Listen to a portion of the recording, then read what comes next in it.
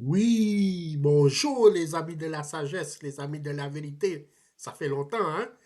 Donc aujourd'hui, le mot du jour, ça va être la doxa, la doxa.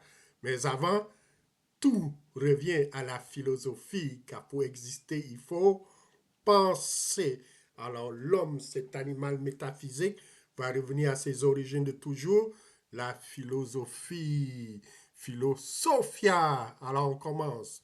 Donc, la doxa, selon le dictionnaire en français, ça vient du grec qui veut dire dokein, sembler.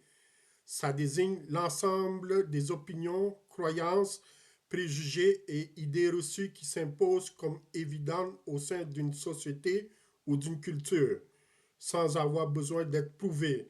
C'est l'opinion commune, l'air du temps, souvent implicite, qui s'oppose parfois à la vérité, à la letheia en philosophie, et qui peut être synonyme d'idées reçues ou d'opinion publique. Donc, il y a des définitions clés, sociologiques et philosophiques, les croyances et valeurs partagées qui fonctionnent comme des évidences dans un groupe social donné, souvent non questionnées. C'est la doxa. Et les origines philosophiques chez les philosophes grecs comme Parménide, la doxa représente l'opinion confuse et changeante sur le monde sensible par opposition à la connaissance véritable, à l'épistémé. Donc, alors je vous donne un exemple. Je vous donne un exemple.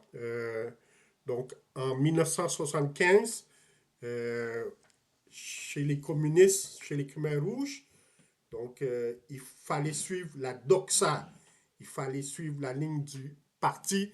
Sinon, tu étais éliminé. Tu étais exécuté. Tu étais mis à mort. Il fallait suivre la ligne du parti, la ligne de la doxa. Il fallait suivre la doxa.